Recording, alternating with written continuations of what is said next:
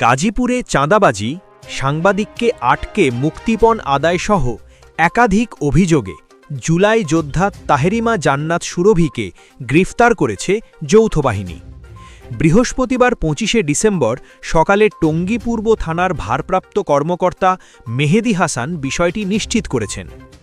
এর আগে বুধবার ২৪শে ডিসেম্বর দিগগত রাত 12:30টার দিকে টঙ্গী পূর্ব থানার গোপালপুর টেকপাড়া এলাকার নিজ বাসায় অভিযান চালিয়ে তাকে গ্রেফতার করা হয়। গ্রেফতারকৃত সুরভি ওই এলাকার সেলিম মিয়ার মেয়ে।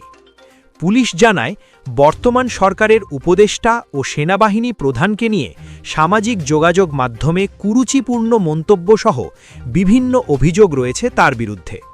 এছাড়া সুরভির বিরুদ্ধে কালিয়াকর থানায় নাইমুর রহমান দুর্জয় নামের এক সাংবাদিকের দায়ের করা মামলায় গ্রেফতারি পরোয়ানা ছিল।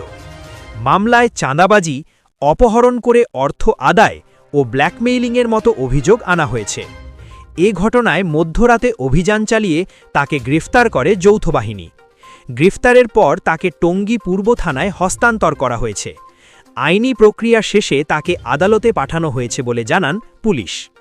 উল্লেখ্য, তাহরিমা জান্নাত সুরভি নিজেকে ২০২৪ সালের জুলাই গণ অভ্যুত্থানের অংশগ্রহণকারী সমন্বয়ক হিসেবে পরিচয় দিতেন। তিনি টঙ্গী ছাড়াও কালিয়াকর উপজেলার বিভিন্ন এলাকায় আইনশৃঙ্খলা বিরোধী কর্মকাণ্ডে জড়িত ছিলেন।